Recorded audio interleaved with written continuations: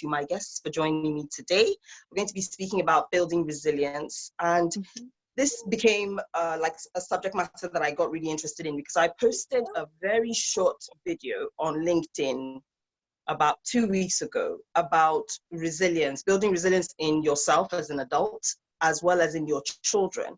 Why did I think to do that? Because I speak a lot on the phone or via Zoom or whatever it is with my clients.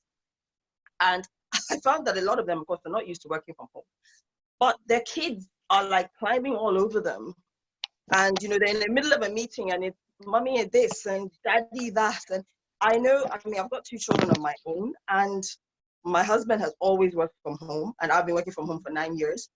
Our kids would never do that because they kind of been trained not to do that, you know, so they understand that there's a boundary and there's stuff to do. And I think it's just because of the way we adopt that whole approach to grit. They might be little people, but they understand boundaries and we think that they need to learn them. They need to learn to be a bit more resilient. And I had so many responses and messages from people I didn't know going, oh, thanks for that. That was really good. And I thought, okay, it's not the adult bit that's really interesting to them. It's the child bit and how to kind of transfer this. It kind of got me thinking about building resilience and making people a bit more conscious about what they need to do in their day-to-day, you know, whether it's at work or in their personal life, to actually develop more grit, right? And so I thought, okay, it'd be great to have a conversation. And you 3 ladies popped into my head straight away as people I wanted to speak with about grit because I know all your stories. They're very different, but quite similar. But one thing I have utter respect for all of you. You've been through challenges and you've come out of the other end very gracefully, you know. And I think that's just because you're resilient people. So, or are you, right? Is it, oh, they're just resilient, they were born like this? Or is it the stuff you've developed over time? So I hope that in our conversation today, we might be able to, one, highlight whether resilience is a trait that you maybe naturally have, whether it's something you acquire. And if it's something you acquire, how can others acquire the same for themselves? I know what I believe, right? So without further ado, could you introduce yourselves one after the other? I'll call your name. So Kemi, if you'd introduce yourself, just give me a little bit of your story for the audience. Okay, so my name is Kemi Lewis and I am a natural hair entrepreneur in Lagos, Nigeria. And in terms of my story, I don't even know where to start that story from. I'm a lawyer turned natural hair entrepreneur, which means that clearly I'm a lawyer. But about almost 8 years ago, I sort of left that behind and started my own business. And that's what I have been doing full time for the past 7 years. It has not been the smoothest journey, but it has been a really enjoyable one, more so because what I started to do, which is in the natural hair industry, was sort of like the pioneer business here. So there were lots of rough roads, but it's been very interesting, exhilarating, and definitely worthwhile and put together. So that's me. Brilliant. Bobby, would you introduce yourself, please? All right, hi, I'm Bobby. At the moment, I run a farm, so essentially I'm a farmer. But but really, I fell into it. Well, it was really quite an accident. I'm a project manager by training, so I took on a project managing a farm, who were looking to diversify and start like chicken layer production. So essentially, I was brought on just to manage that specific project. I started to enjoy it, and I thought, you know, why didn't I look into your other farms? So I started looking at their greenhouse production, vegetables, sort of cattle rearing, and basically all aspects of their farming. And I found that I really, really, really enjoyed it. And it was never, and I think that once you find something that never feels like work, then you kind of know that you're there. And so that's kind of where I'm at now, managing this farm. And then obviously, as a spin-off from that, we've opened up some retail outlets to sort of serve as our sort of distribution channel. So we're opening about 9 to 10 retail outlets across Lagos just to funnel our farm products and also to support also other local farmers as well, because sort of getting your products from farm to consumers is a sort of a big problem in Nigeria. So yeah, that's me in a nutshell. I'm a farmer and I love it so much. Brilliant. Brilliant. And last but not least, yeah, would you introduce yourself, please? Sure. Hi.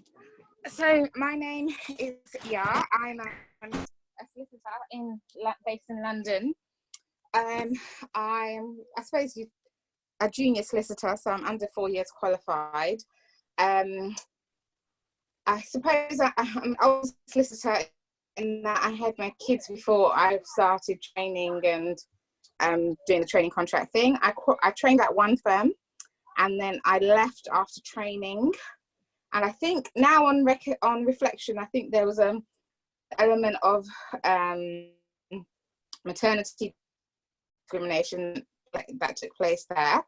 And then I decided to go on to another firm, which was a good decision. But there was it was quite a challenging first couple of years when I joined that firm, because there was another element of, I suppose, race and sexual discrimination. I weathered that storm and I challenged the person who was responsible for making things quite difficult at work. And I did the grievance process, but it was quite one-sided, as you'd expect, because I was new and they wanted to protect the partnership. And then I appealed the decision, the outcome, because it was just so one-sided and so ridiculous, and they weren't looking to look at wider patterns. I didn't know at the time because I was new. There were wider patterns at play that lots of new colleagues that reached out to me in support, in solidarity, were like, well, actually, did you know this, that, and the other? So I was able to put together a pretty solid argument to say it's not me, I'm not sensitive, and there's a pattern going on here and it needs to be explored. So through the appeal, I got a bit further ahead, but it's really when I moved teams and I spoke to kind of like someone higher up in the firm that real change took place, and that's how I was able to kind of come to a solution and a remedy and feel at ease with the process and staying at the firm. And that's how I came in. I suppose the relationship started with Uzo, in that I one of the things that I negotiated was a coaching, and because obviously as a junior solicitor, being in a new firm, going through all of that, it took a very massive hit to my confidence, and it took like a year to resolve. And yeah, that's basically in a nutshell. It's been a couple of years that has happened, and I'm at the firm. It's actually going really well. I'm really enjoying the job that I do now. I'm in a different department. I think the process gave those in power a chance to have, I was under the spotlight a lot, but I think that resulted in the outcome, and then my character came through, and so far so good. I'm enjoying my position, and I'm looking to progress within the firm and see how I go. Brilliant. That's it in a nutshell. That's it in a nutshell. It sounds so simple and so straightforward, doesn't it? But at the time, it wasn't quite as straightforward. So, guys, what do you each think resilience means? What is it to be resilient to you? Resilient. I think for me, it really just means regardless of what obstacles come your way, or regardless of how many knocks you get, or regardless of what, how people don't believe in you, believe in your dream, or want to pull you down, or how, whether they realize that that's what they're doing or not. But once you know exactly what it is you're about, and once you know exactly what it is you want to achieve, and once you know exactly what it is that you want to create, then it's really about sticking to your guns and just, looking at, focusing on the goals and not being distracted really by the things that are trying to pull you down. So for me, I think that's what resilience, would mean to me. Your stickability in the face of whatever I like that Storm, word, take a bit. storms or obstacles may just want to come up. Yep. Okay. Anyone else? I think for I me, think resilience is. Sorry, did you want to go? Yeah, I'm quite no, patient. you go for it, Bo. No, you go for it. Uh, for me, resilience, I think, is just uh, knowing what you want. I think it's very similar to what Kemi said. It's like knowing what you want and just like building barriers around yourself to ensure that the noise doesn't get in. I think for me that has been very, very key, is not allowing any noise into my space. Um, and by not allowing noise in, I'm very, very, I think I'm quite single-minded. I don't know if it's actually a good trait. I guess that's what, I mean, I'm just thinking about it now. Resilience sometimes, I think in a workplace, can be seen as being stubborn or obstinate. But for me, it's about knowing what I want and absolutely shutting anything else other than constructive criticism and pointers and ways to people who are looking to help me achieve what it is that I wish to achieve. I let those kind of noises in, but other than that, it's literally just shutting everything out and just being single-minded about what I want to achieve. Yeah, I think that's what it is for me. Yeah, I'm curious to hear your take on resilience. What do you think?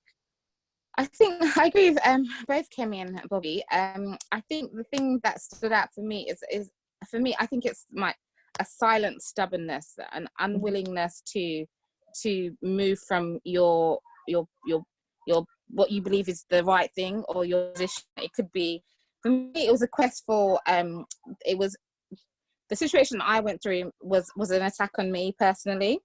And then I was just unwilling to allow that misrepresentation, misinformation, the deliberate, I suppose, dishonesty come through to say that was right. It's like, no, it's absolutely incorrect. There's something that's being done here that is underhanded and it is unjust. And I'm just not willing to just walk away and just be another number in the line of, at the time, Black women, to just come up to this. I also think because I have daughters, I just thought to myself, I can't say to them or teach them that actually you have to, stand up for yourself, or you have to, walk with integrity. If I myself wasn't demonstrating that at the time, it was kind of, I had no other choice. I'm a junior solicitor. I cannot say that this is how my start of the career will be, because your reputation is everything. London's a very small place in terms of the legal community, especially the kind of area of law that I was doing. So at the time, there was no other choice, because the outcome would have been far less for me just to let it go. But over having, in hindsight, I think it's just being unwilling to move from your core position, which is what you think is the right thing to do. And I think that's it, just silent stubbornness, just every day, same thing. And patient with it as well, because it took a long time to get the outcome that I wanted to get. And yeah, it's just patient and having faith and just carrying on. I like the whole patience piece, but it kind of brings a question to my mind. Two of you are, business owners, and you are in control of your own specific environments or universes in that respect. And so you can afford to be stubborn. Ya was lucky enough with the outcome, or I guess she had maybe enough courage, or maybe it's because she's a lawyer, she had the language with which to fight her corner. What do we say to people all over who may not have that control in their own employment or income generation, about that? Because you guys have said about just standing your ground. Is it fair to say that everyone can do that? It's interesting you should talk about control, because or power, because for me those are really trigger words for me. I think in my own personal, extremely triggering. I think in my own personal situation, I didn't really realize how resilient I was until a situation came about in my own personal life, which I'm sure you and Kim may be aware of. For me, it was when I realized that I could never, ever put myself in a situation where anybody, any individual or organization could determine the trajectory of my life. Like nobody, I will never, ever, I suppose I was never aware of it before, but once I found myself in a situation where I could wake up one day and one person's decision or lack of could change the entire trajectory of my life. And I realized that I literally had let myself become so vulnerable to the point where, one person's decision could just change everything for me. And so I think that's where my resilience came from, because I was determined that it was never going to happen ever again, whether or not. So to that extent, I always feel that I am empowered to change the trajectory of my own life, or to even control the trajectory. So I think even if I were working for someone, I don't think, I can't speak to your situation now because I don't know, and it sounds like it was quite a difficult situation, and I'm glad that you saw it to the end. But I think I would do the same. I would never want to feel in a position that I felt so powerless that I couldn't in some way be resilient to get the outcome that would suit me. So I think I have been so conscious and deliberate in everything that I do that I only now put myself in situations where I have that element of control. So I don't know if that answers your question, but I think in whatever situation I find myself, I would find that part of me or the situation where I could exert some control over. Did anyone else want to add a point to that before I ask another question? Shall I just go? Yeah, go ahead. Yeah. I was thinking for me, one of the things that I struggled with during the time was the feeling that I had a lack of control, because I was an employee in a very big chain, and I was the most junior one, and the person that I was going up against was an equity partner, so a part owner of the business. So I didn't, and they will say in hindsight, I've had talks, they acted appallingly in the way in which they tried to shut my concerns down. And so it was literally me, a junior NQ, against the whole firm, saying, actually, no, this, to have a look. So I think it's very difficult to say to someone, you can just do it, because there's a lot to weigh up. For me, it was a case of, I have a husband and 2 children, and I'm a joint income household, and I'm a newly qualified, so I've got to look at the trajectory of my career and my employability. I've got to look at finances. All of those things played a part in the decision that I was going to make as to whether or not I'm gonna see it through or not. I mean, if it, who knows, if there were lots of opportunities for me to jump ship earlier, perhaps I would have just said, you know what, it's not worth the hassle. But I think the thing that stuck for me is that I don't want anyone to have over me something that they can say, oh, that's what she was like, or that brings my integrity into question, that brings my character into question, to then just create another narrative that isn't truthful and is dishonest. So that is the thing that kept. Sorry about that. You got the little kiddies. No, it was sorry, my partner just called, just telling my mum on a video. So I didn't want, so that was me trying to fight that and get that control, that little bit of control back. Was what I could control was how somebody, how I came across, and that would be either by putting myself on record or putting a statement together to say, this is actually what's happening, have a look at this. I think it's quite difficult as someone, at the time I was just a small part of a big chain. And I suppose if I didn't have backing at the very, very end, then things could have been very different. But I would always want to look back in it and say to myself that I did everything that I could do in my power to make sure that I stuck the course, and I represented myself in the best way possible, and that no one could call into question my behavior or my reputation or the way in which I conducted myself. And that was quite important. So it's, in summary, I think in some parts you can say anyone can do it, at the bottom of the chain, but you do have to weigh up what is the outcome. What are you looking for? Is keeping the job the most important thing, or is your reputation the most important thing? Is this going to have a financial impact upon your household? So I think those decisions need to be weighed, but you can fight it, and you can dig in and be resilient and show those kind of qualities in a small way to make sure that you kind of retain a little bit of control, even though you're an employee, I think. if that makes sense. What I wanted to say was, I mean, what Bobby said kind of struck a nerve, which is sometimes you don't even realize how resilient you are until you're faced with a certain situation or circumstance or whatever it might be. And I think for a lot of people, it's really about, regardless of where you are, regardless of whether you're an employee, employer, or, you know, where you find yourself, it starts off with, you know, a mindset, I think, a mindset of who, and an awareness of who you are. So once you are aware of who you are and you have the right mindset as to what, you know, you're about and what you want and who you are and what, you know, what you're about, then there's a limit to the sorts of things that you would allow to happen. Even if you had allowed them, you know, at a certain point, you know, you get to a point and you're like, you know what, this level of this line and no more. I'm not doing this anymore because I deserve a whole lot more. This is not what I'm supposed to be. This is what, you know, I'm deserving of, you know, a whole lot more respect, a whole lot more regard. I know exactly where it is I'm going to, even if you might not know where I'm going, you know, because a lot of people tend to, you know, treat people from, you know, from the angle of what they can see right now, but you can see, you know, further than they can.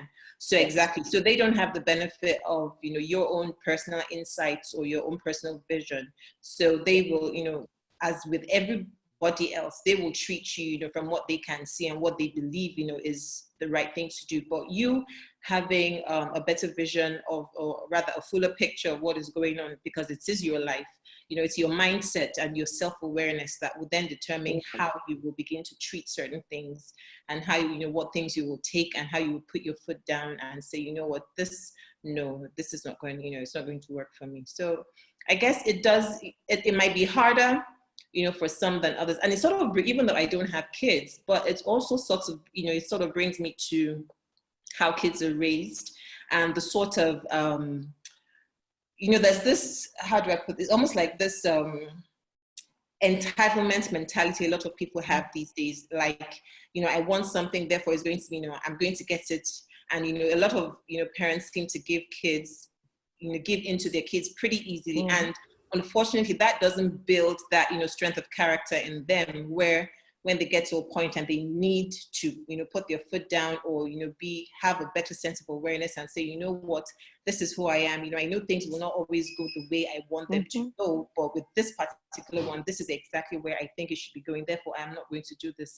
So I think it's a mixture of so many things, you know, your mindset, you know, your self-awareness, you know, how you've been brought up, your conditioning, your environment, and they're all, you know, your present circumstances, and together they all sort of, you know, feed into how you would react and how resilient, you know, you will be and how you would approach certain... Brilliant. I'm gonna break that down just for anyone that maybe watches this video. And you know, people are always going, "Oh, tell me how to do stuff." And it's not really very much about how to do things. It's things to be aware of. So I'm hearing courage. You know, that's what every one of you has said. You had the courage of your own convictions to kind of stand by your value system, or by your belief, and say, well, nope, I've had enough of that, or nope, I'm not going below this point, or nope, I'm not doing this anymore. So you have to have that courage to start off with. And what I'm hearing from you is that whether you're an independent employee, or so rather whether you're an employer, people, a business owner, you know, independently wealthy, or you're an employee, you can have that courage, right? The other thing I'm hearing is vision. You would be so surprised to hear how many women, particularly I work with, that really have no vision for their life or their business or their career. It's very much, okay, well, I'm at work and, oh yeah, I'd love to get a promotion. But then when I'm very specific and go, okay, so what exactly do you want? It's a very hard question to answer for a lot of people. And that's because it takes a lot of thinking, introspection, self-awareness, reflection, which is very, very difficult. It's the most difficult thing to do, to reflect. They can't really give me an answer because they don't know. They haven't spent any time thinking. I'm like, okay, go away, homework. Get a vision for yourself. I'll help you get to your vision, but you've got to come with something to work with. So I'm hearing vision. Really, who do you see yourself as? You know, once you put almost like you set standards for yourself, then it's almost difficult for anybody else to break those, right? Yeah, my mom is my hero. And when I was little, my mom is a very funny woman. She calls herself a bush Igbo woman. That's what she says she is. And she says her first language was Igbo, her second language was Italian, and her third language was English. So she's like, yeah, forgive me, I don't speak Igbo like you people. But she said, be yourself. And I remember just my mother in my ear the whole time growing up. Be yourself. I didn't really get what she meant. I just had it. Oh, be myself. And I remember the first time that mantra, that inner learning kicked into place. I had moved to England to go to boarding school. I was the only Black girl in the town, not in my school, in the town. Everybody knew me. Oh, hello, Tia. Oh my God, it's the brown girl. I'll be walking down the street. Old men, old women, grannies, they be saying, hello, Tia. I'm like, all these people. But hey, I'm the local celebrity, the only Black girl in the town. But I remember I was pressured at 16 to indulge in a lot of things that culturally we wouldn't do. We partied at home and we played around, but there was an innocence to it. Weibo kids are kind of more advanced. We were at least at 16. Brother, exactly, Bobby, brother. And I was being pressured to do all sorts of things. And I remember just saying, I heard my mother's voice and she's like, do you know who you are? And I would be like, I'm sorry, I don't do that. Oh, but everybody's doing it. That's fine. Enjoy. I don't judge you, but I don't do that because that's my stand. Those are too low for my standards for myself. It was the same when I was working at GS and I spoke to this guy about just reviewing my CV and giving me some advice. And he looked at my CV, Egyptian guy, read it in 5 minutes, gave it back to me and said, we don't hire people like you. And I looked at him, I was like, what's a person like me? 22 years old, 3 degrees, standing here looking for opportunity. What? I'm educated, I'm, worldly wise. What do you mean people like me? And I could have just stopped.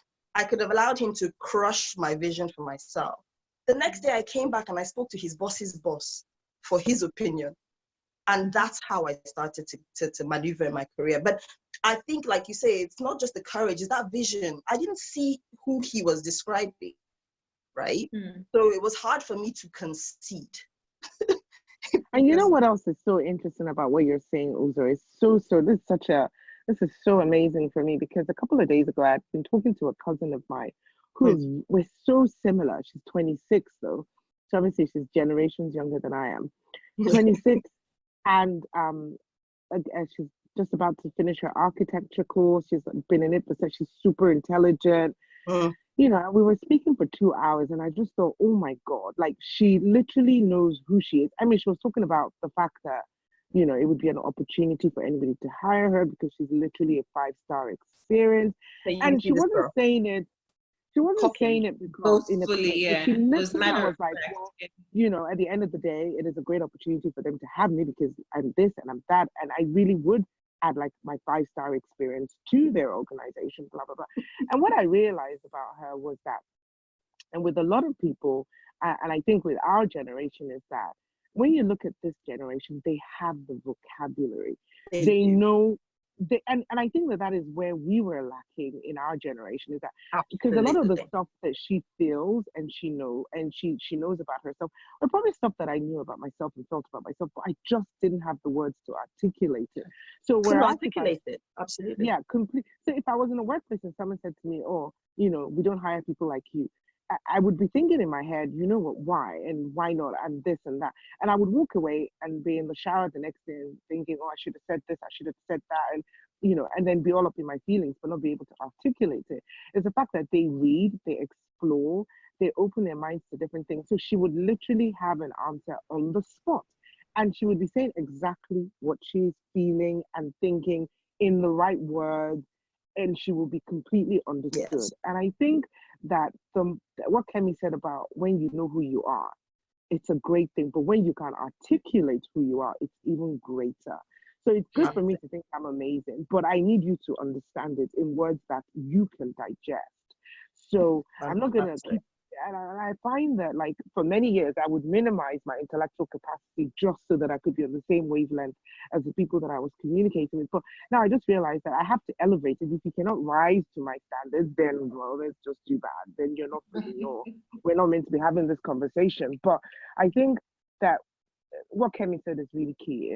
You have to know yourself, but I think on top of that, you just have to be able to tell people in the right words so they know that you know, and they know. Yeah. I love that. I really love that. So communicating your value and your vision is just as important as having it. Yeah? Yeah. Brilliant. Okay, so, you know, so I think we all kind of are on the same wavelength about resilience and what it means, and, you know, really how important it is. I mean, just to explore it a bit, you know, how do you think, okay, how do you put it into practice on a daily basis? Like, you know, take just work life in general. You know, crap happens all the time. You have people, if you have employees, you have all sorts of employees. If you have suppliers, you have clients. You know, how do you, you know, maybe describe the last time you got stressed at work, for instance, and maybe give us a picture about how you dealt with that, because I think there's the practical doing to demonstrate resilience that might be important or a key. Shall I go? Go for it, yeah. Okay, so in last time I was stressed. Nice question. So it was, during this whole COVID situation, what caused me just a ridiculous amount of anxiety was when they closed the schools. And so they said all the children are going to go home and they're going to stay at home, and all the parents are going to work from home and they're going to homeschool. And the firm's line was very much, we need to keep the show on the road, we need to keep working, we need to, bill our hours, do all of that stuff. And, then there was a little line about, for parents, we understand, it might cause you some difficulty for your children to be at home while you're working, some difficulty. No, Sherlock. I mean, of course it's going to be problematic. Have you, like, having children at home while you're trying to do a full day? And then the approach was very much, get it done any way that you can. Basically, if you need to take off some annual leave, which is not what the purpose is for, or if you need to take a parental leave, or you need to reduce your hours, or you need to go down part-time, considering the current nature, the current climate, we don't know how long this is going to last. We don't know whose jobs are going to be secure. Taking a financial deduction right now is not it. You don't know what the plan is going to be. So to make any of those changes is crazy. So I was just thinking to myself, oh my God, how am I going to do this? I had my colleagues that were complaining, like, oh my God, I'm going to find it really hard to work from home. But they didn't have that additional challenge of also, my husband's at home, we live in a small environment, we've got the 2 kids at home.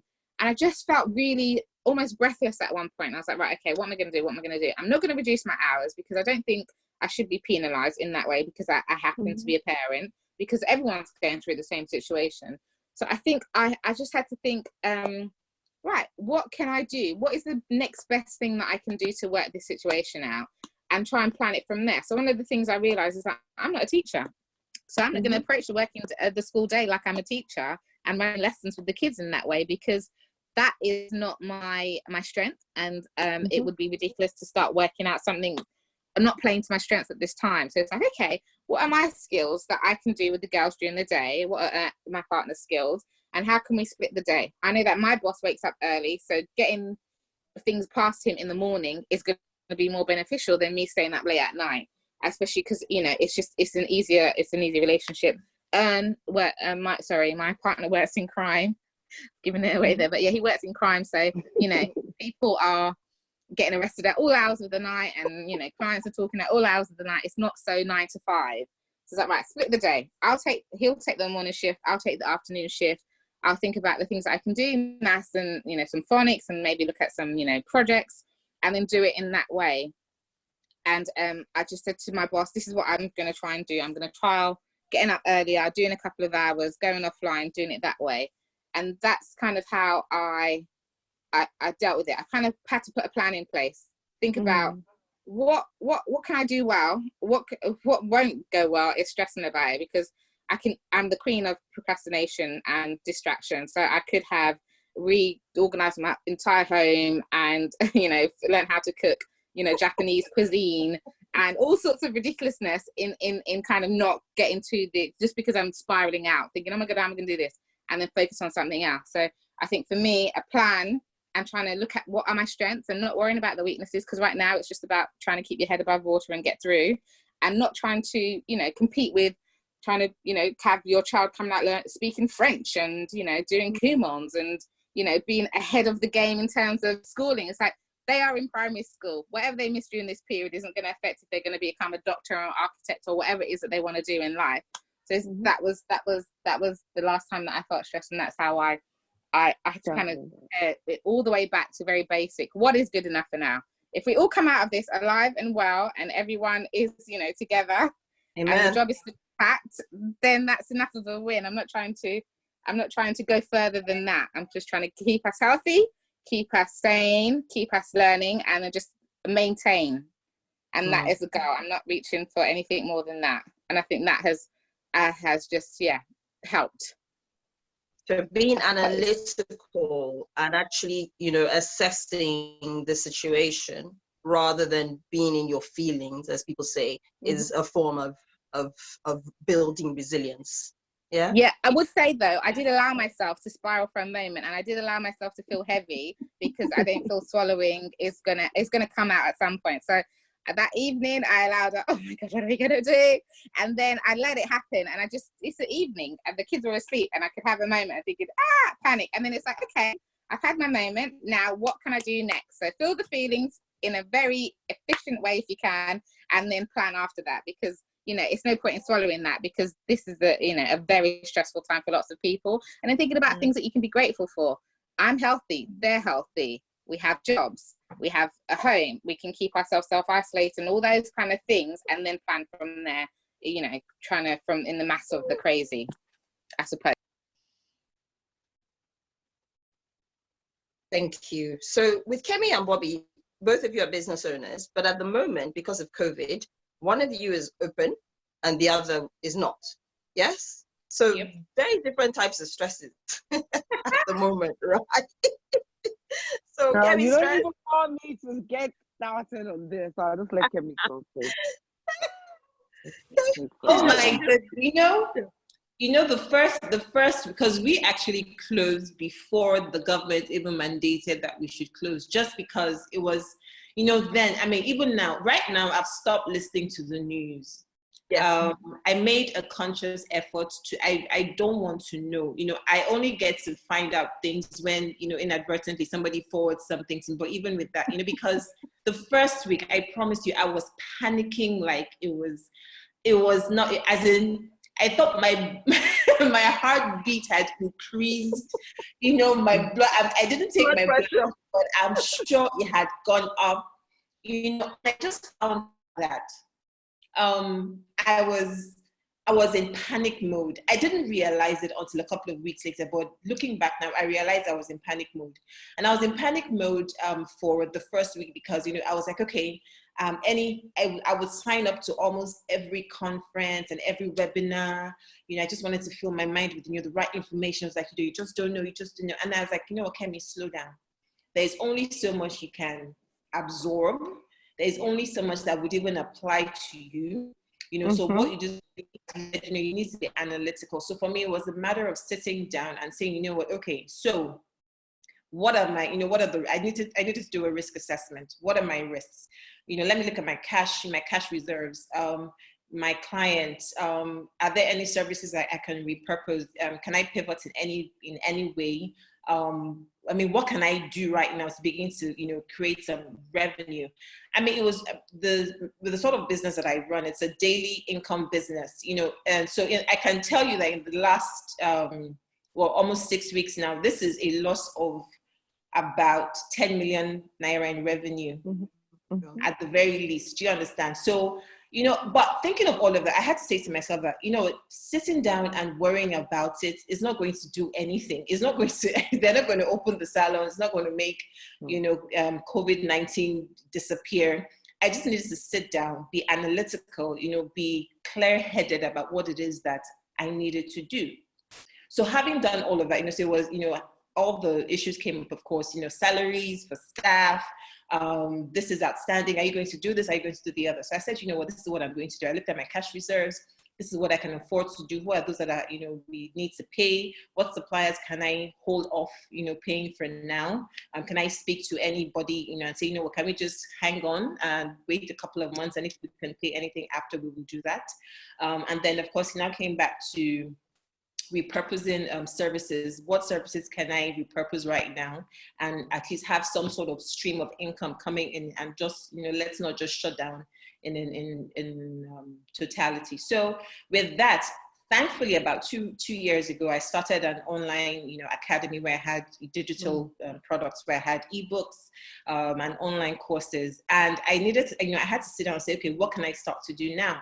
And I have an Instagram following. So it was a matter of, okay, what I'm going to start doing? I will create more digital products that are, more suited to the everyday woman, because now you have more women at home.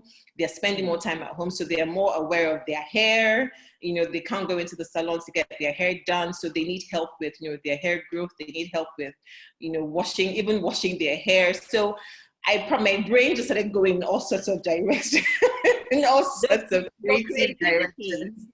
Yeah, your creativity was boosted, isn't it? Because you started to look for that opportunity, right? I've done about 4 webinars, sold my, ebook, still selling the webinar replays. I'm writing another, book right now as we speak, because a couple of days ago, I was like, I had these questions about postpartum shedding on my page. And I'm like, I love that idea. I saw it. Hang on a minute. I was like, so many women suffer from postpartum shedding and they're suffering in silence. Why not address that in a cohesive book document that they can read through, they can understand. And for those that haven't even had their babies, they can also begin to prepare themselves, before it starts to happen. So it's brought out, it's brought out the creativity, it's juiced, it's brought out everything. And I'm creating so many different things. I'm planning so many different, right now it's nowhere near, the income that, we were getting, but at least it's something. And not only is it something, now I can also create and position it in such a way that when everything goes back to some sort of normalcy, then that would be a steady, added source of income that, we can continue to push. So really it was just about sitting down and saying, okay, yes, you can cry for 1 day or 2 days or whatever it is. But, a week, it's fine. It's fine. Get your head out of the, because another thing, I noticed a lot of people in the, in the industry was, oh my God, what are we going to do? And there was this, woe is me kind of feeling. Yes, no, because people like that. Yes, this woe is me. And I said, and one of the things I also did, I just put up a post on my page. I said, what, if you're a beauty professional, come, let's talk. Let's not just say, oh, what am I going to do? I'm so sad. I'm so this. You need to think. You need to start, you need to plan. That this is not the time to sit down and just, wallow in whatever self-pity you're going through. You need to think. And this is also the time you need to begin to plan for the future. So look at things like, did you have an emergency fund? If you didn't have an emergency fund, you need to start planning for an emergency fund immediately. Did you have an employee fund? Now we're talking about salaries. Not everybody can pay salaries. Do you want to pay a percentage? Do you want to pay, just a stipend? Just these are the things you need to begin to think about now, and then make appropriate and provision.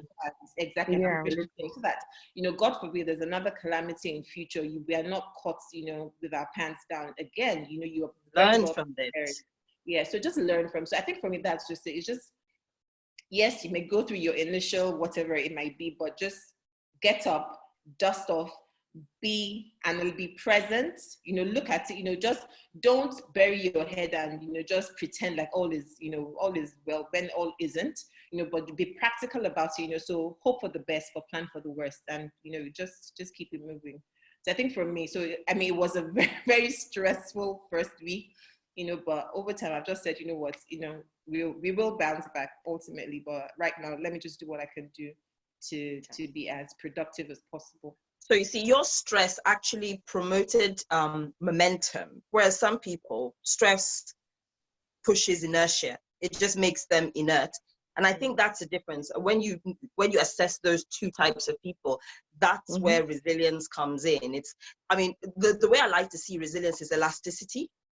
So it's like a rubber band, and how much you can stretch that rubber band, and then it goes back into shape. So your 1 week, Kemi, of what am I gonna do? Was that rubber band go like really being pull, and they're like, okay, enough now, back to center. What can I do? I mean, I gave a lecture last week online about that whole thing, managing in a crisis, and it's really getting you away from, oh my Lord, everything is going to hell. It's all a disaster. I can't play my stuff. I can't pay myself. I can't. To what can I do? You know. Oh, let me even add to this. So because another thing that I was doing a lot of lives, because I realized it was a good thing to just create value and give knowledge. And I got a call from a brand, one of the brands here in Nigeria, about 2 days ago, and they want to do something, some to help with their brand. And I'm like, oh, yay, brand opportunity. Come into my lair, baby. So that was just So imagine if I had just been like, oh my God, woe is me. I don't know what I'm going to do. Because you're looking for opportunity. Opportunity is finding you. That's what happens. Babe, you're looking kind of, Bobby, what's up? Sorry, I just wanted to make sure that I was fully focused on what you were saying. Really? I was getting a bit distracted. Yeah, sorry. No, brilliant. Okay, so what's it like for you, Bobs? And because your business is full on open, because you are supplying food to the world. Yeah. Well, actually, mine is very interesting because initially, are the acoustics in here bad or good? It's I just fine. want to make sure okay. We can hear. All right. So mine is very strange because a couple of weeks ago, actually, we got approached by this television station saying they wanted to come and film us about thriving businesses. And I just thought, no, like, this isn't what I want to project. And I find that a lot of people say things like, oh my God, business must be very good. And I stop myself from being very irritated because for anybody that's working in this period, it's not about making money, especially people that are working essential services like the hospitals or food. Nobody's thinking at the back of their mind, oh wow, we're going to rake it in. It's got nothing to do with it. People see that there is a need. I mean, you have people outside the store all the time begging for food. So you see that there is a real need for food.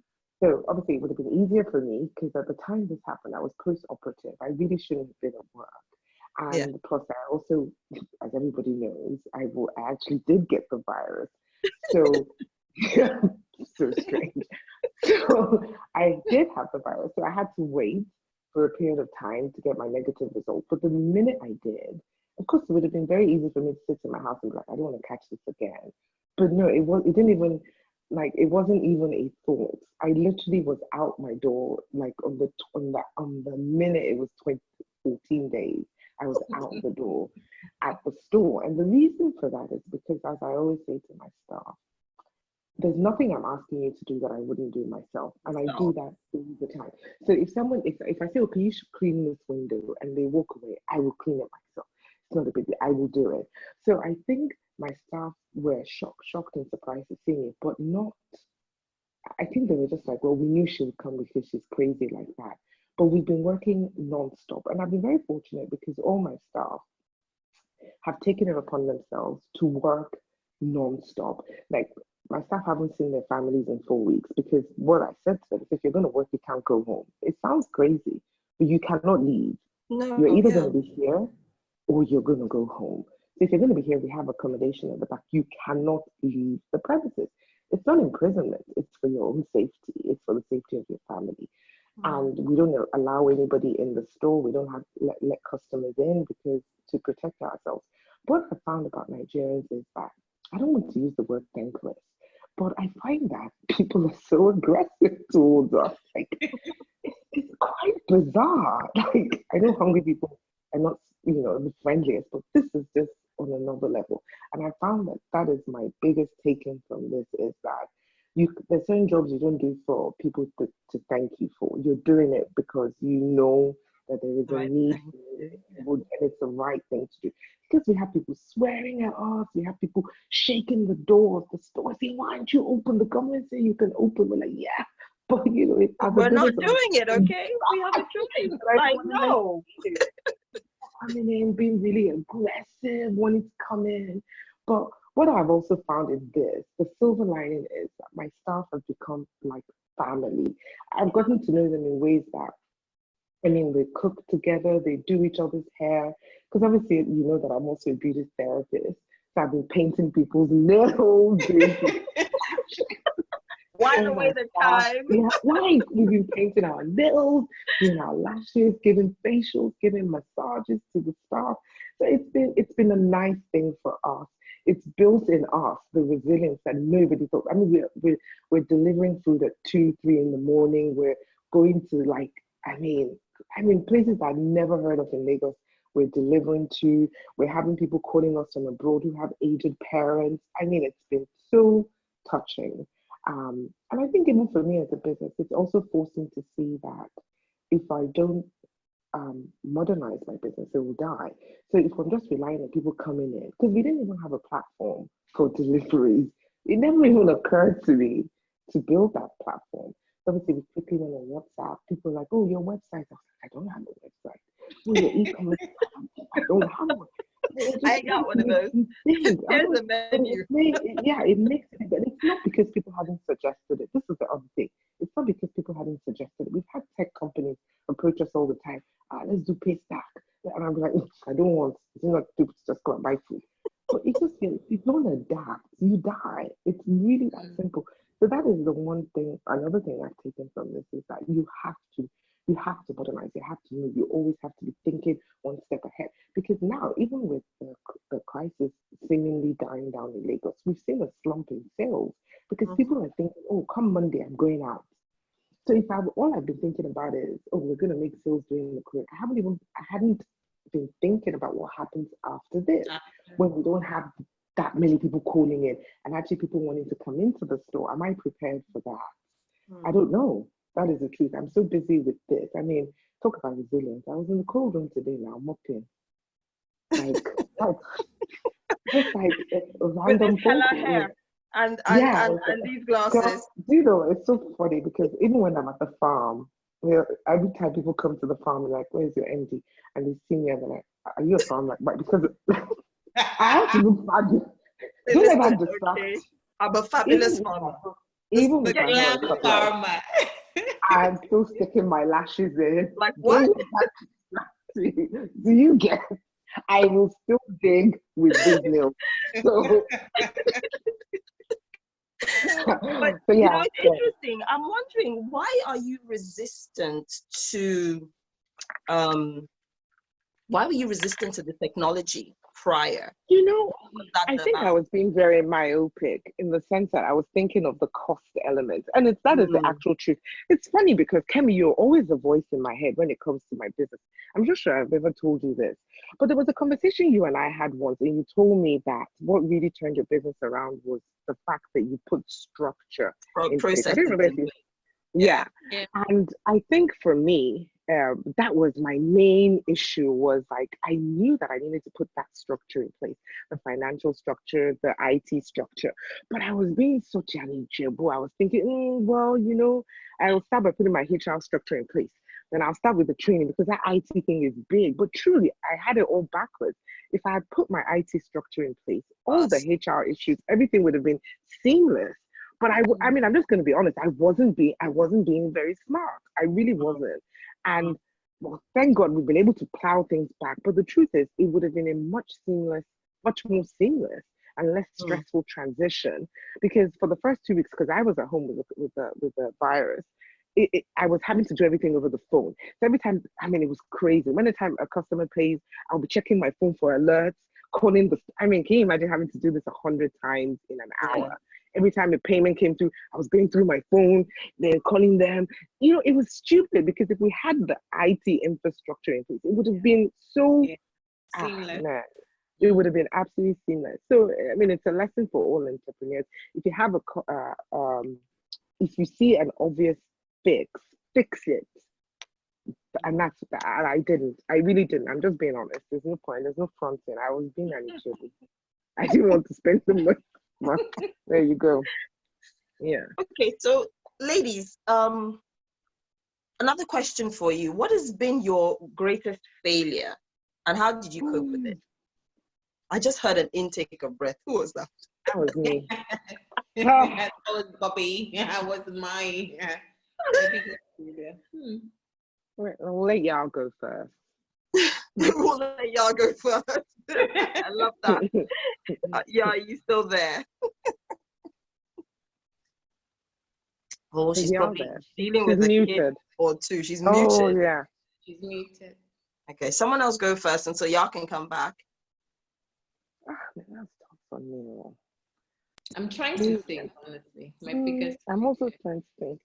I think my biggest failure, aside the obvious, is I don't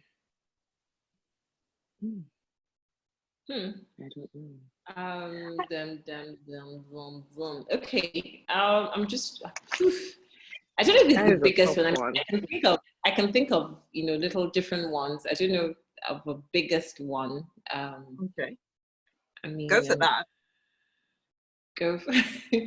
So I mean, one of the. I guess this will just be one of my. Let me use bad business decisions and thinking as opposed to failure. So I think there was. Now I'm trying to think ahead to see what I should and what I shouldn't say. What shall I devote? No names. Maybe that will help. Make it more vague. Vague. Yeah. Vague. Okay, so I mean, regardless, I guess. Anyway, whatever. So there is I got approached by someone to partner with in one of the locations, and for that one, it was with the benefit of hindsight. Now I see that my decision to go ahead with that partnership in terms of the services that the person was going to be rendering, on first of all, there wasn't any research. There wasn't like even an opinion poll with my clients to see whether it was a service that was actually even needed.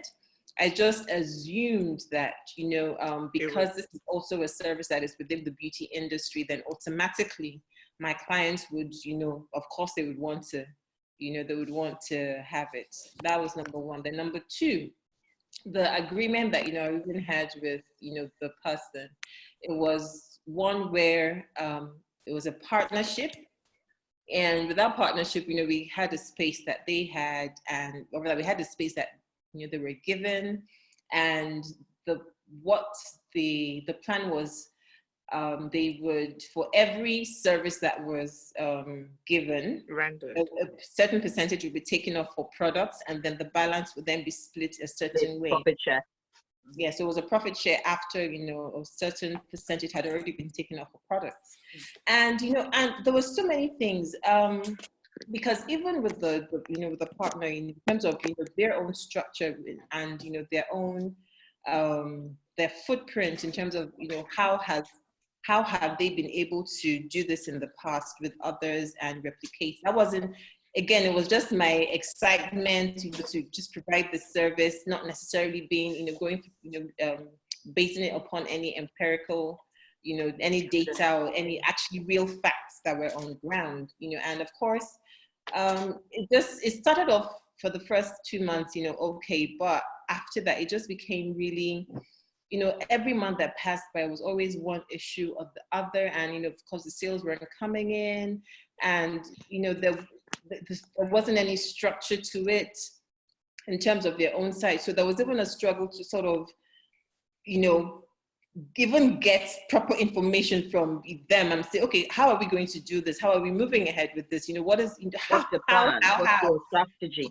Yeah, and at some point, unfortunately, I literally just, I just signed off in my head and said, clearly this thing it's not working, and we just really need to, end this. And they tried a couple of times, oh, why don't you just give us another try and let's do this? And I did like once or twice, but it didn't work, you know, and I had to end it. And I try not to. For me, it was a lesson. I mean, till now there's still, you know, well, till now there's still outstanding stuff that, you know, still hasn't been done. But, you know, I just said, you know, I'm not going to let this be something that will cause me to be bitter or angry or whatever. For me, it was I had a huge part to play as well in the failure in that. And these are the lessons. First was, I can't make assumptions for my clients. I can't make assumptions for my clients because I like something and because I think something may work doesn't necessarily mean that my target market, you know, is ready or actually even wants what I think they will want if I haven't done my proper research. So this was me just, you know, making a business decision based on assumptions, you know. That's number one. Then number two, even, you know, when it comes to like gut feelings and just saying, you know, this person I'm going to a partnership with, am I entirely sure in terms of what's the track record, you know, is there anything that you can see that would give you the confidence that this is, you know, the sort of partnership that you want to go into? So that was another thing. So let's just say I didn't do my due diligence in all ramification, and that sort of, you know, it ended up the way it ended up. And so for me, that was because for me, it was just a waste. I just feel like, you know, that whole almost 2 years was wasted. And more so because, you know, there wasn't any, because of the way the partnership was created, there wasn't any rent being paid for the space. So I didn't think there was even any sort of motivation to even make it, you know, to do something. So yeah, because there was no cost attached. Yeah, so if any money was made this month, yeah, all well and good. If it's not made, yeah, well, no problem, you know. So whatever was made, whatever would flip. But if there was some sort of commitment or you know, in that regard, maybe there would have been. I don't know. I'm just thinking anything could be different. But it's just really the first thing for me was, you know, I made that decision based on an assumption and based on my own personal feelings as opposed to real facts and real proper research. So yes, when you go into business, don't have, I don't know if I'll call it business pride and just assume that yeah, they'll do it. I know what I'm talking about. I know this. So they'll do it, so just go ahead. But actually, you know, do the right thing, get the right facts, and make your decisions based on real proper facts, not just a whim and an assumption and because somebody's a friend. So that's welcome to Chef. Can you hear me? I can hear you. Yeah. Cool. Okay, because like my audio is going a bit bonkers. Anyway, for me it's kind of similar. I wish I could just like name them so I could just cast them for the backstabbers that they were. But that's the weakest side of you right there. I won't do that. I'll send you a DM. Anyway, so this it was a couple of months ago. No, it was about 6 months ago. We were approached by this organization that does sort of crowdfunding for farmers. Because we're quite fortunate in the sense that like we have quite a lot of land, we have a lot of capacity, and what we lacked at the time was the off-takers. So if you know a bit about farming, you know that you can produce a lot, but a lot of farmers suffer from the fact that after production, then there's nobody to buy.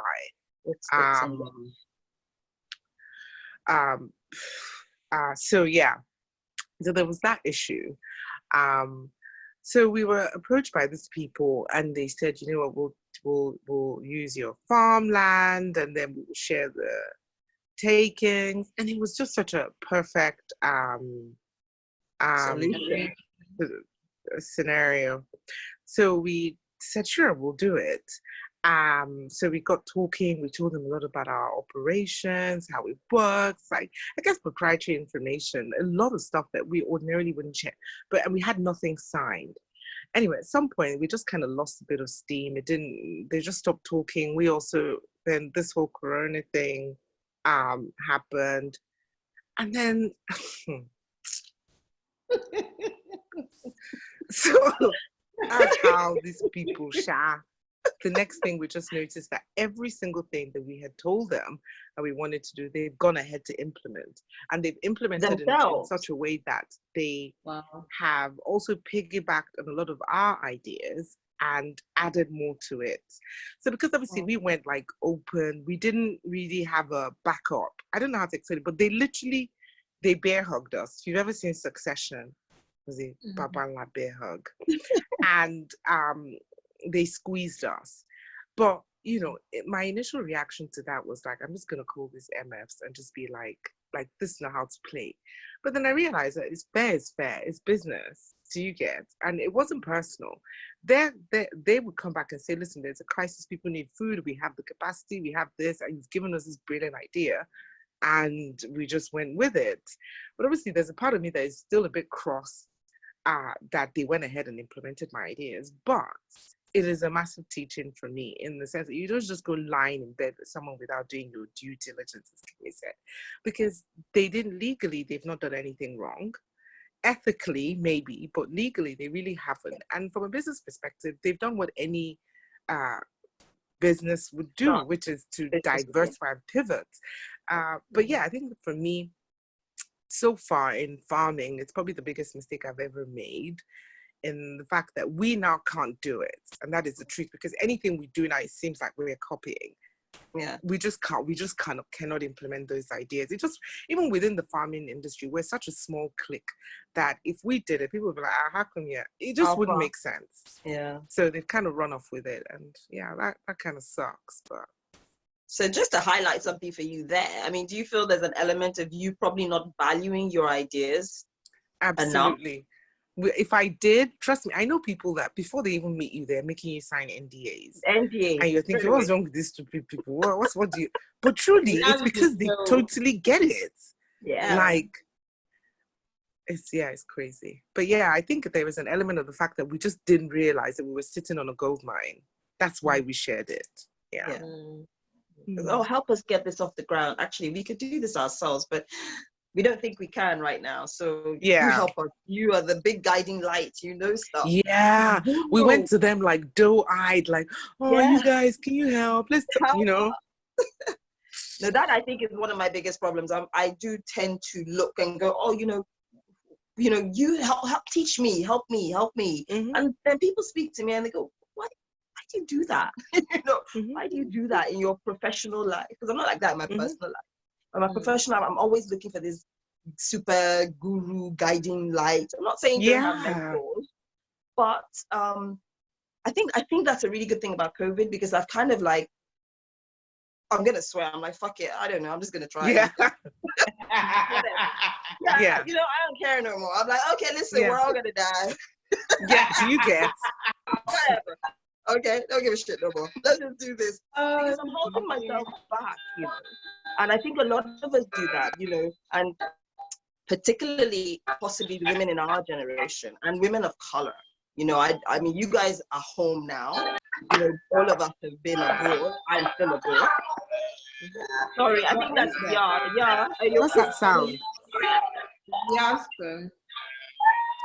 No one's here. I put my headphones in. Is it making a funny feedback? I'm hearing music or something. Okay. It's me. I'm sorry. But so we've, at least the three of us, Nigerian born and raised, all moved abroad. You two have gone back.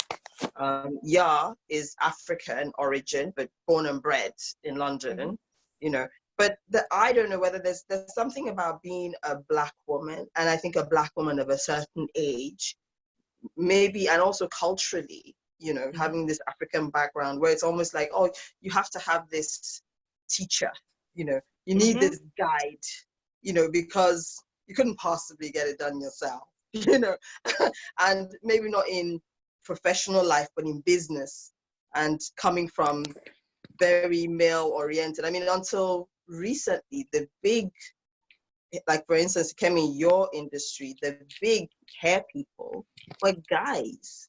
Yeah. Which is just crazy, because they're doing girls' hair. But they're like, how is it that they know this one too? Now, Bobby's an anomaly in her industry for sure. Mm-hmm. And in Yar's firm, I kid you not, there's 5 Black people, 5 Wow. Black solicitors in the whole business, you know. So it's very interesting. I mean, do you feel like being a woman means that you have to be more resilient?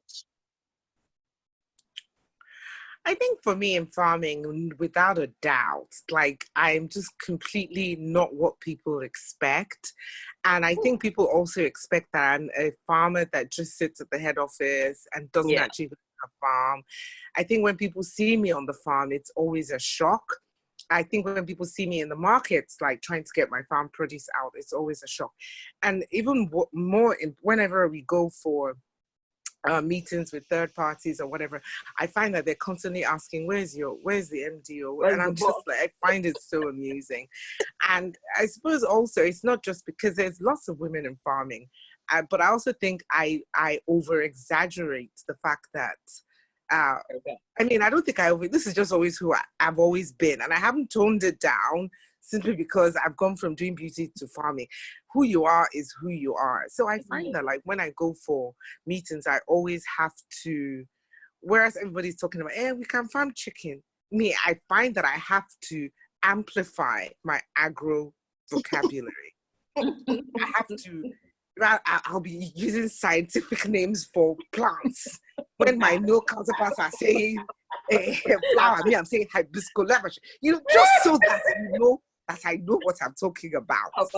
And like, but I find that like I have to be a step ahead in the way that I think, the way that I talk, and the decisions that I make, especially when we're in a boardroom sort of situation, and also on the farm, because even the farmers themselves, for you to have legitimacy with farmers, it's like they're like a cabal.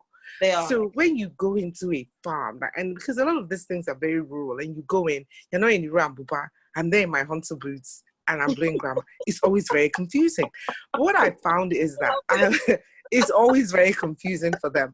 But when they're now talking and insulting people, know you don't speak Yoruba, but like when they're speaking Yoruba and they're talking, and I don't suddenly break it down and say, okay, you know what, English is over. Let's just break this down. Because I don't know who you think. So I find that I don't know if it's because I schooled abroad, it makes it even harder, or because I don't know where to place it. Sometimes I felt that it's the way I speak that has made it harder, but I know that being a woman has certainly made it harder for me. But on the plus side, it has also made me a bit of a novelty. So people listen to what I have to say, even if they're waiting for me to say rubbish. They listen. So when my male counterparts, they get cut off, the minute I say I have something to say, everybody listens. They just wait and say, what the hell does she have to say? But then I find that I have a captive audience. Every single time. People will listen. I mean, I met your father-in-law. We tried to FaceTime you. We took selfies and everything. I got a call. My father-in-law is in farming. Yes. So I understand all this stuff she's talking about because big time. So when he walked into the store and we started talking, I found that even with him, he was so, it has its plus side, because when people who are the older generation farmers find a lot of younger people, especially women, getting into farming, they provide, and I don't know if it's unique to farming, but they give you an enabling environment. They're so excited. They're so overwhelmed that they want to do even more. They're just like, people like you, every conference now, we want you to be the one coming to talk. So let them see that we are going more in our midst. They think we farmers are rats. He called me. I think he has tried to shame all of us. He's like, you see, Uza's friend, very good friend, her best friend. He's like, I love you. We are here, taking over the world. I'm like, go, daddy, go. Yes, so for them, they're so excited.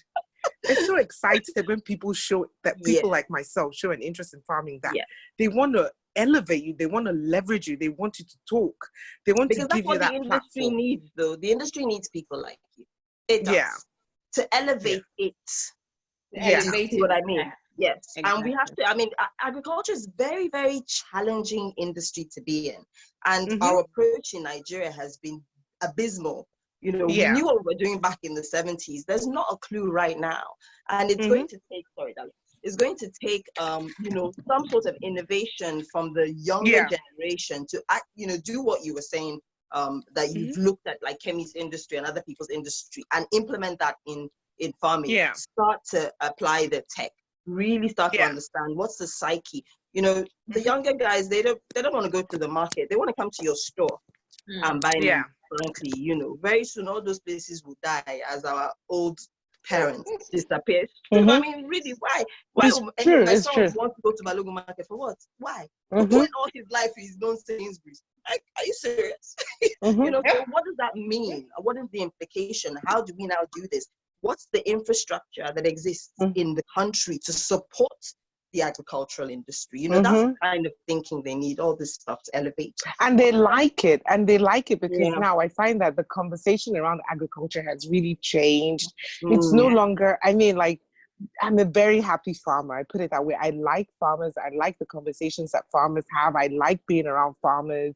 I think that farmers are really coming into their own. And I think as a profession, people are beginning to give it a little bit more credence than they ever did in the past. I think we just have a stereotype of what we think a farmer should be. And now things are really changing, and people are like, okay, are you sure you're a farmer? I'm like, yeah, I am a farmer, and I absolutely love it. So there you go. I've just noticed the time, and I think I want to round off because I've taken more of an evening than I planned. But I'd love everybody, I mean, if you can come off and then I'll come off mute so that you can kind of join in the conversation. My final question is around fatigue. Do you ever feel tired?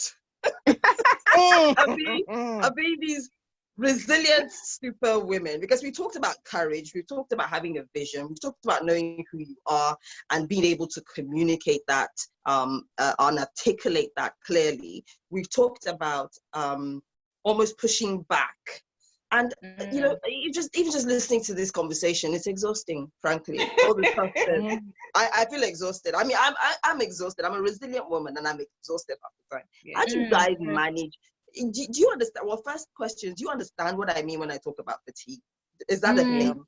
Yeah. I think How so. are you managing this? How do you push back? How do you re-energize and keep going? You know, I would say for me, I get fatigued by always being the one that's looked to say what, oh, you know, if something happens at work that is doesn't seem like they should be doing that. It's like, what does she think? Because, you know, I'm probably the only black one. I'm probably the only one with children.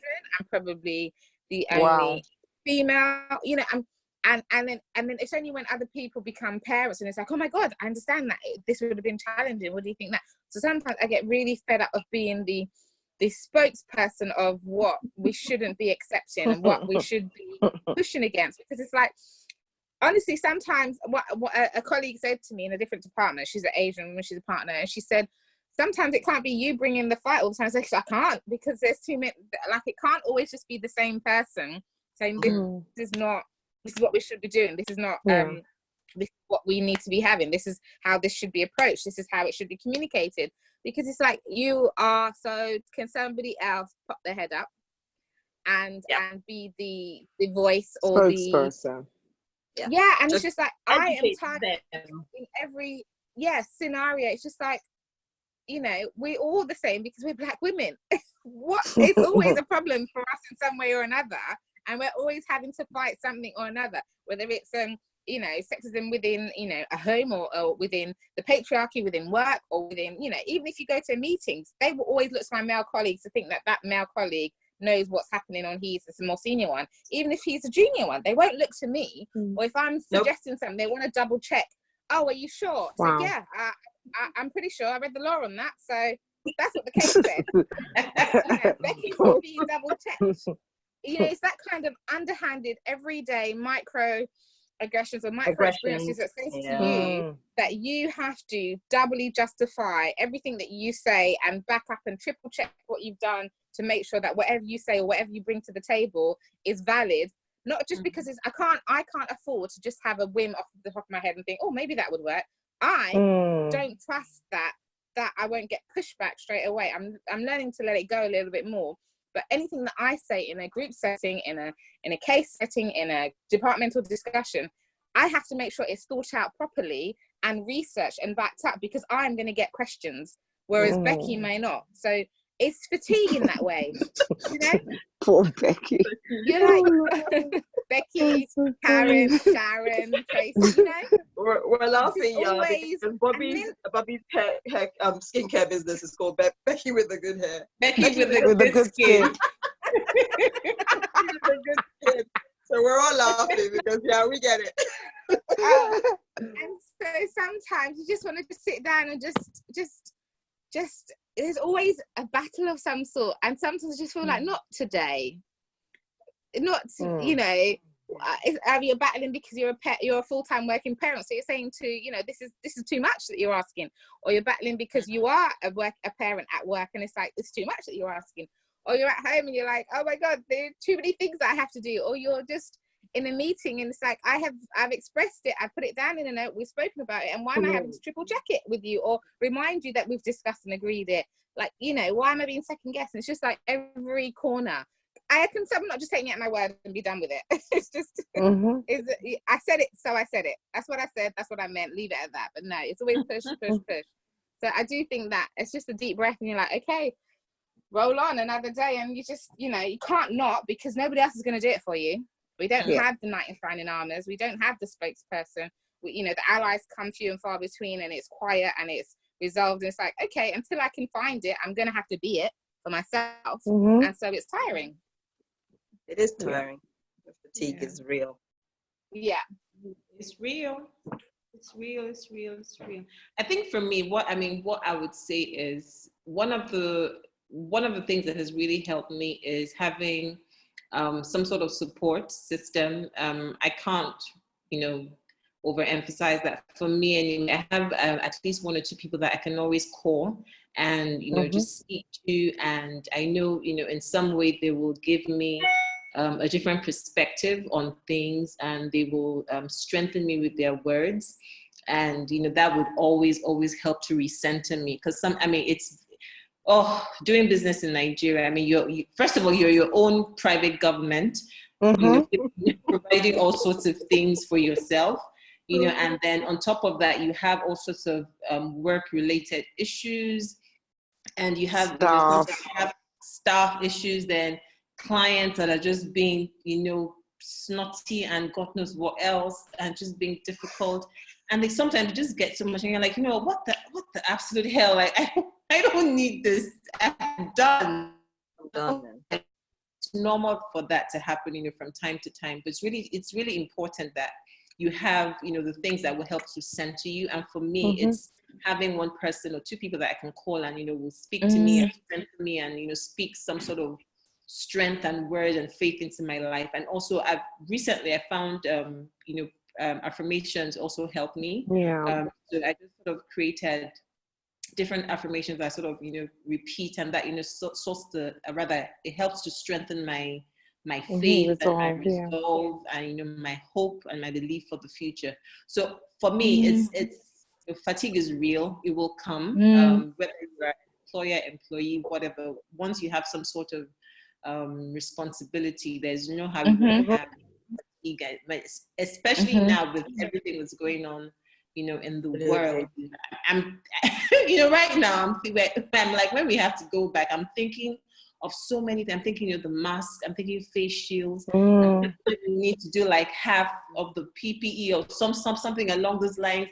I know we have to do like shift system, because we can't have everybody time. I'm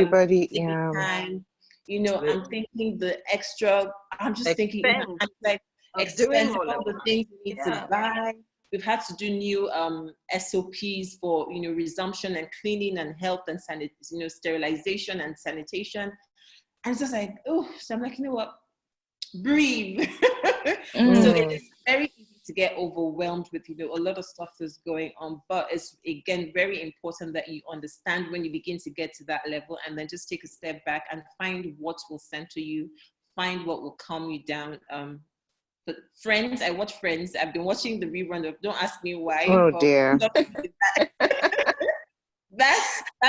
I laugh. So it makes me laugh. And I find that when I watch stuff like that, it just makes me laugh. I calm down, I'm good to go. And then I can face, the next, whatever it is that's coming at me. So just find whatever that, for me, it's find what will help you, to calm down, to Release. exactly, release, recenter, and then just, gain more strength and just keep going. Again, it then boils down again to your vision. Because once you know what your vision is, you can't lose sight of your vision. Your vision will give you that, will propel you, to keep going, once you've gone through your whatever move you're going through, and then you just, you get propelled and you move on to the next thing that, you need to do in order to get to where, you're going. So for me, that's it. I think that's so interesting because what you said about vision, because for me, it seems very, I get tired. I'm a farmer. It's impossible. Plus also we run retail outlets and we're, doing deliveries. It gets very, very difficult. I think for me, it's so bizarre that I don't know, there's this quote that says, when things get tough, you should always remember why you started in the first place. And I think for me, there was something that I saw on, I think it was on Instagram or Facebook sometime. I have 2 sons. I'm raising 2 sons. And somebody had said to me one time that, you're raising somebody's future husband. And I took that thing like a job. Like it has become, you are not going to disgrace me to some poor, unknowing woman in the future. So ever since that was drilled into me that you're actually raising somebody's future husband. And therefore, for me, it has always been, I refuse to let my sons think that women, I don't want to be a damsel in distress ever. They will never see me as a damsel in distress. And I certainly do not ever want them to feel that a woman cannot fend for herself. So for me, I think that is why I started in the first place. That is my drive. That is my resolve. That is my vision. That is my mission. That is my propellant, is that my sons must see that a woman can work her ass off and get stuff done. And she can do it without becoming this damsel who is in need of a savior or whatnot. So I think sometimes when I get super, super tired, because I'm a virtual mom as well, I do spend copious amounts of hours on FaceTime with the boys. But I find that when I'm very, very tired, when I call them, especially Daddy Mo, who is now 17, is that after speaking to him for a few hours and hearing some of the crazy things he's up to, I feel energized because I'm reminded yet again why I cannot die. Why I need to get up and do this work. So I only need to talk to him for 30 minutes max. And then honestly, it sounds funny, but I swear to you, it doesn't matter what it is I'm going through. Once I speak to him, I'm reminded of why I cannot be tired. Why I need to see this boy to the very end, and why he must see also that, yes, I need him to see that I'm exhausted. I need him to see that I'm just coming back from work at midnight and I'm calling him. And I need him to know that at 6 a.m, I'm up again. I will call him. As I'm waking up, you will wake up. We are all waking up. We're all doing this together. So we're all together. In this together. So you're not going to think that a woman will work and you, as the man, will enjoy the fruits of my work, because we have so many men who send their wives out to work and don't. Yep. So we're all going to do this together. We're all farmers. We're all managers of a store. So it's that for me is no, but I mean it's really crazy, but it is the truth. They're my energy. They're my force. Drivers. Yeah. Everything. So I do get extremely physically tired, and I make it a point of duty. They see that tiredness. They see me exhausted, but I also make sure they see that the very next day I'm energizing it. Because laziness is, parents, they've had a heavy night, they can sleep in, corona. No, you will get up. Your body clock is your body clock, and you have control. You cannot be asleep at 4, and I've been up since 6 working. Why? Yeah, no way. So that is it for me, really. Lord, thank you that Bobby is not my mother. Yeah, wow, there you go. I'm scared of you now. I knew you were kind of like this, but this is like a whole different level. But I think you are like this as well. As the boys get older, you do. I think the way it sounds is you ramp it up. Deliberately. Yeah, you do. Even. Yeah. Because I'm still very soft on my little one. at this one. But Softness, I keep warning her. I'm like, listen, oh, that young cuteness is disappearing now. You're going to see the real Bobby very soon. And she's like, why are you being so mean? I said, ask your brother. See what's none of this. None of this. But brilliant. Wow, guys, thank you so much. I found that conversation really illuminating, very like a real learning journey. And I thank you all for being on and taking the time out of your very busy lives. Bobby, I hope you're not going back to the shop tonight. No, girl. Thank I'm going God, to bed. it's Sunday. Let's have at least 2 hours. Maybe 6 o'clock finish instead of midnight today. I'll be up at 6, but I'm good for now. Yeah. So thank you so much, Kemi, Bobby, for taking the time today. Thanks for having us. No problem. It was a really good conversation. Yes. Brilliant. You guys stay safe. Look after yourselves. Be well. You too. Kem. Let's I took notes, by the way. It was very helpful. Positive future. Brilliant. Thanks, guys. Thanks, guys.